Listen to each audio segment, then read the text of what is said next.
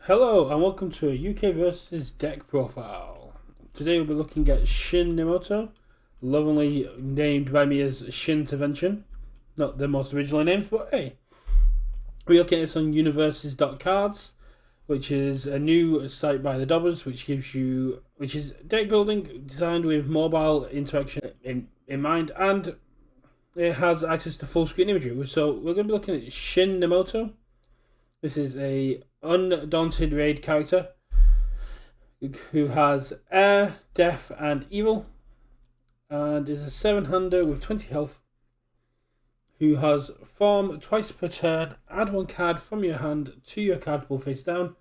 Your rival then selects an attack zone.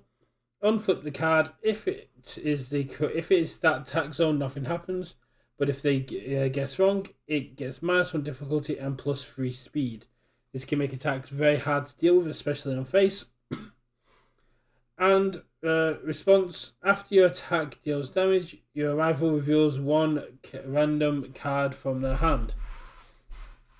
This can mean that on a half block or on a no block, you can see what's in hand and you can play around accordingly. Looking at the main attack lineup, we've got 3 Vile Seizings. It's great for defense with the +1 breaker block. It forces more checks to get the damage. So if you can Shin Nemoto this, it becomes if they guess wrong, it becomes a 6 speed for 6 damage. Also has incredible deadlock threats, which is Vile Seizing is one of the main reasons that once it's seen people go, I can't go into deadlock, because -2 to all my checks for this turn is absolutely brutal. Drawing card, not too big deal in 700, but can help out for defense. But this is just an attack that your opponent knows they're going to have to deal with. Same with Full Cowling Impact. Full Cowling Impact is Fury Slam, 2 low for 4. Response: after this attack is completely blocked, your rival destroys 1 foundation. Enhanced this attack is +1 damage for each card in your rival's hand. So if they completely block it, they're going to still be taking.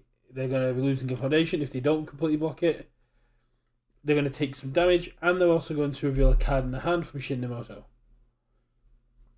Then we have Red Rights to Coast. Red Rights to Coast. I love this card. It's one that I've put into Shin, which I know a few people haven't done. It's a 1 mid breaker block, which is great. It's a 5 cost 4 for 7, which when you're looking to get damage in is great. It's a mid, which not too many people will call, especially if you keep demonstrating these low and high big threats. So you can get a 7/7 with, for the rest of the turn, your rival loses 2 health when they play a response on the block or damage step. This can be great against things like Faith Shield, Red Guard, Breaker. It can just cause these little niggly bits of burn. Next is one that not too many people will run, but I really do like, is Sudden Death Assault. It is a powerful, which means it's great for momentum out.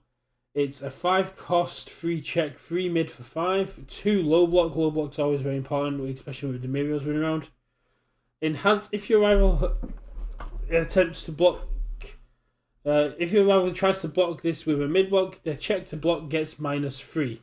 So if they try to full block this, it gets -3. With the +3 speed that you were hopefully getting from Shin, it makes it very hard to interact with. As well as a nice little remove 2, your rival loses 5 health.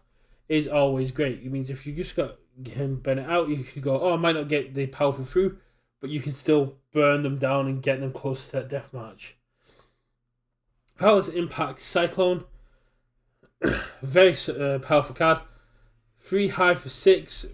It's got Fury, powerful, 3, and combo with Fury, which all these attacks are apart from Shift Uppercut. Combo enhance at the top card of your deck to your momentum, and then destroy, draw 1 card for each momentum. You destroy 1 foundation and you get to draw. It's a solid card and it's a great win condition. It can do some serious damage. 4 cheerful uppercut. These are great on defense. They've also got a lot of speed on face already. A 5 low or an 8 low for 4 is very threatening. If you can pump that damage, you can get a lot more on there. And speaking of damage pump, you've got discard 1 momentum. This attack gets +4 damage. So it becomes 8 damage for the cost of momentum, which is really powerful. We've seen it with Deku 4, just being able to put +4 on everything is really, really good. as well as on block, the response that both players add the top card of their decks to their card pool can shut down strings. It can end combo. It's a very good defensive tool that can just force your opponent to completely rethink their turn. Then we have Turn to Dust. Turn to Dust, EX2 Stun 2 is kind of fallen out of favour recently. I've not with the amount of stun hate going on, but it's still a solid card. Remove one foundation, destroy one foundation committed due to the stun, or your rival loses 2 health to stop this ability, and then lose 2 health. Your rival may lose 2 health. Your rival loses 2 health, or they'll destroy foundation. Just solid bits of burn. Just way to get it in and do some damage, and it's a 1 mid block, which is very, very good defensively. Then we have this as a 1-off. This is just a hidden threat that you might cause your opponent to constantly call mid if they see it.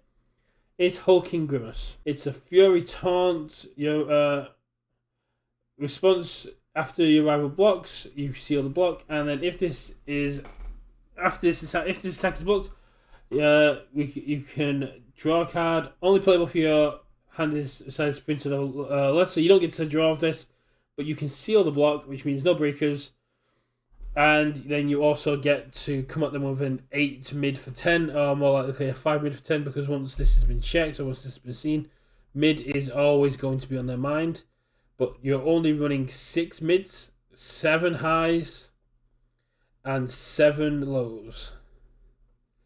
So having these big threats on mid, forcing your rival to call mid, allows these other attacks to sail through, which are also doing equal amounts of damage.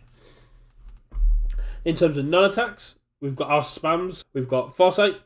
You're mainly going to be using it for the response. If you can do it turn 1, you can get see what's on top of your deck. You can see if you can keep building.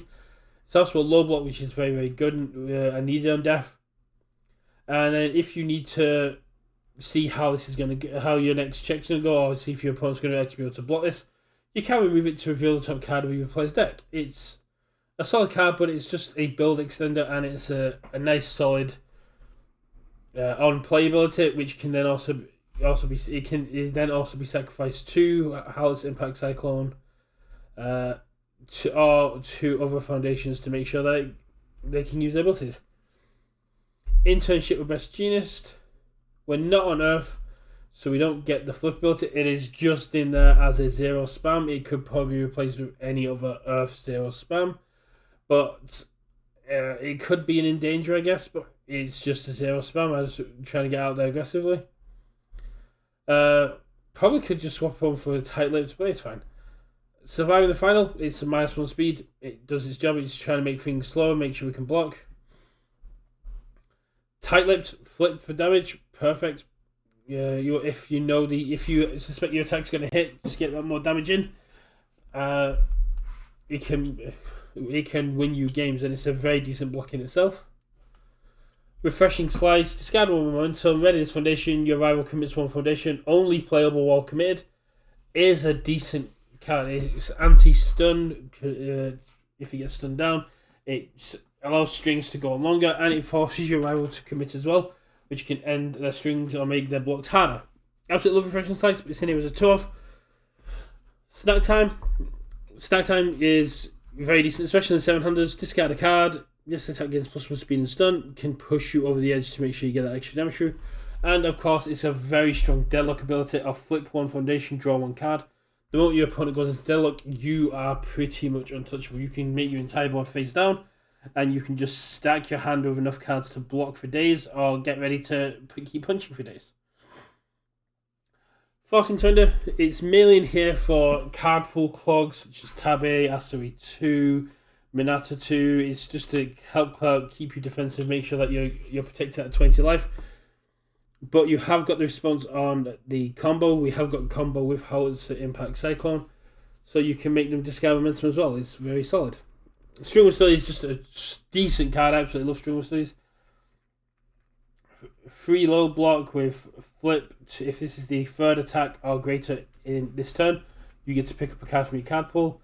And if you try to flip one of my foundations, I can flip this instead. That one very rarely gets used. It's mainly just to keep picking up the breakers, keep picking up the right block zones. and make sure that you're not really getting touched. Mediator, you're not really going to be playing any actions, it's just there for the minus speed. Destroy, minus 3 speed, decent. Arrogant Disposition probably should be more close to 3 or 4 of. It's a +2 low block with commit. This punch gets attack gets minus 3 speed in the current meta. Punch is very predominant, and so having that in there feels really good because you get the minus 3 speed, and it's a 6 check, and a 6 check can save you a lot of resources late into a string. Let's fight bad guys for the same reason but opposite. Most of our attacks are Furies. Additional speed on Furies makes them a lot harder to deal with and can get you that extra bit of damage. In control, allowing for speed hate, allowing us to block or make it harder for my opponent to block, force them to waste more resources. But alternatively, you do have, after whoever makes a check to block with, or to play or block with a throw attack, that check gets -2. Failing that block doesn't end combat. It's a great way of helping deal with throw, which this deck does not have much throw hate. Last 4 foundations are all very solid. Learn standards. Allows you to end strings, allows you to mess up with combo. Flip after your arrival, builds an asset or foundation. During the combat, flip it. Not too oftenly used, but it's still decent because it's not unique keyword geared.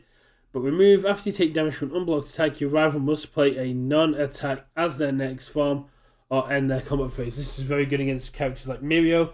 If Overhaul says that they can play face down to next, you go, okay, I'll tank this attack, and then you have to build. It's all about knowing when to use learn the standards and not preemptively pulling that trigger. Latent skill, flip, discard 2 cards, draw 2 cards. I'm kind of going off latent skill given the rise of response cancels, but because you are just essentially discarding 2 cards. However, it's a decent card, and in the right situations, it can help you cycle through and get some decent damage. Unbreakable. This cannot be destroyed or removed due to rival effects, so it cannot be touched. Discard 1 momentum. After your rival plays a non-character ability that would destroy or flip or remove the foundation from your stage, cancel it. And as long as you've got momentum, that means you can protect your board and you can cancel that ability, so you can do some silly things that just completely stop turns. As well as commit, destroy 1 foundation. If you block, if you block this attack, it is considered completely blocked. Not great against throws, of course, but it's a great way of just dealing with half block and keeping yourself alive. And of course, Excite for Blood.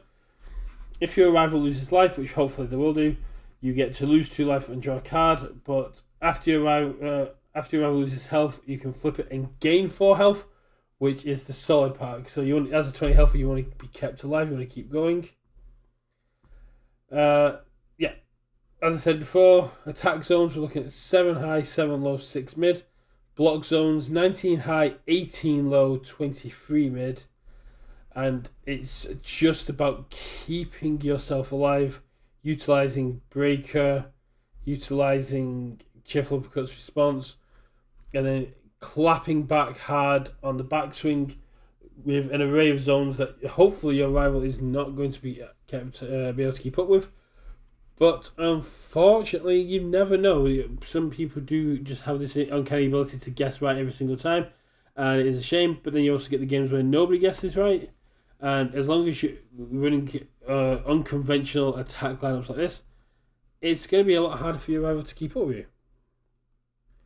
But this is just a nice little deck that I've built, had a little bit of fun playing on TTS, and I wanted to give it a quick share. If you would like to see how me or Richard would build any of the decks, do let us know in the comments, and I will catch you on next time. Goodbye.